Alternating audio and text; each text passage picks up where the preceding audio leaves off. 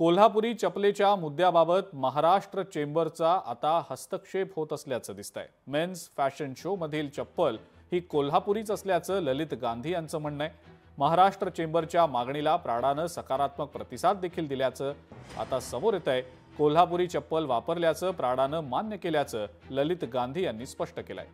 इटलीतील प्राडाचे संचालक पेट्रिझो बर्टेली यांच्याशी या संदर्भात पत्रव्यवहार देखील झाल्याचं सांगण्यात आलेलं आहे।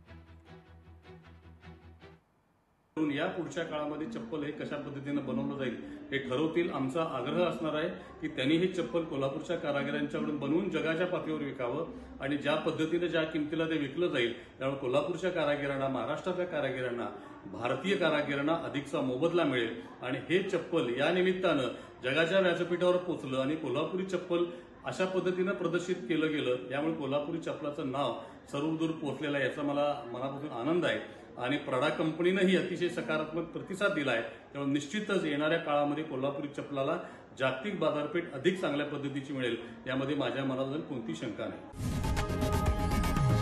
लोकशाही मराठी ऐका, पहा, जागरूक रहा।